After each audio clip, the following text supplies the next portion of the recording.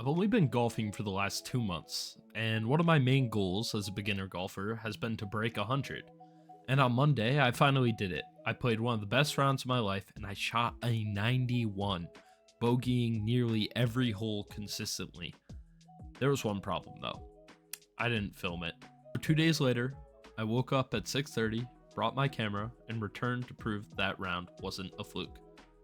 For my first 9 holes, I shot a 56, shanking nearly every shot off the toe, topping the ball, blading the ball. Everything just felt off. I couldn't do anything that I wanted.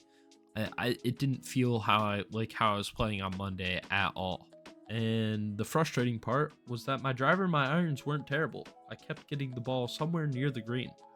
Then I would put a wedge in my hands and completely lose confidence. I chunked chips, bladed others, and turned playable holes into doubles and triples. And because I'd brought the camera specifically to break 100, every mistake felt bigger. I wasn't playing the shot in front of me, I was thinking about Monday's 91, the video I wanted to make, and how many more strokes I could afford. By the end of the 9, I'd shot 56, and in my mind, the round was over. But on the final hole of the front 9, I finally hit a good drive and escaped with a bogey. It wasn't anything special, but it gave me a little bit of momentum. I was finally warm and had finally had a confident swing.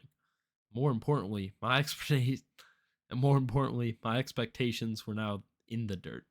I stopped thinking about my score. I stopped trying to fix every detail of my swing. As far as I was concerned, this was just an off day, and I just needed to finish it. Then, teeing off on the first hole of the front 9, I carried my drive about 250 yards, leaving roughly 80 yards to the pin. My approach went slightly long, but I chipped it close and made the putt for par.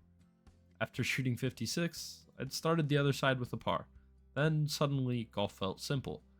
I wasn't making birdies or hitting every green, I was just making solid contact and keeping the ball playable.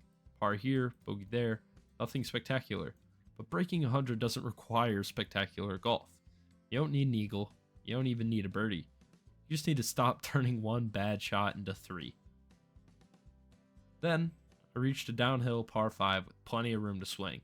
I decided to go after it. I hit one of the best drives of my life, 297 yards. I had a legitimate chance to reach a par 5 and 2. I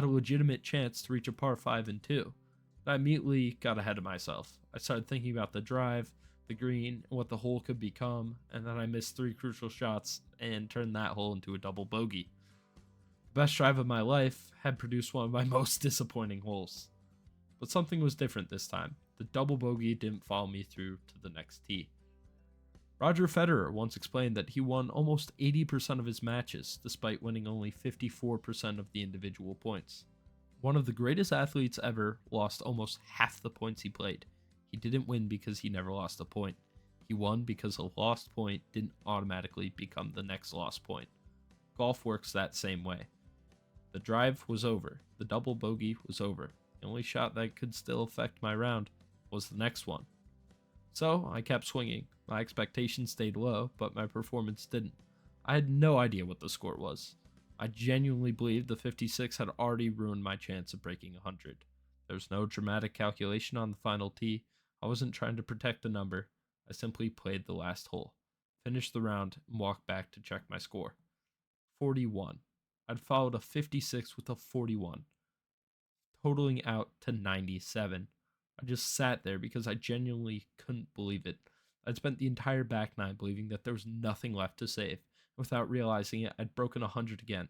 So maybe the key to golf isn't caring less, it's caring about the shot in front of you without carrying every shot that came before it. When the ball's in front of you, it matters. Once it lands, it's only a shot.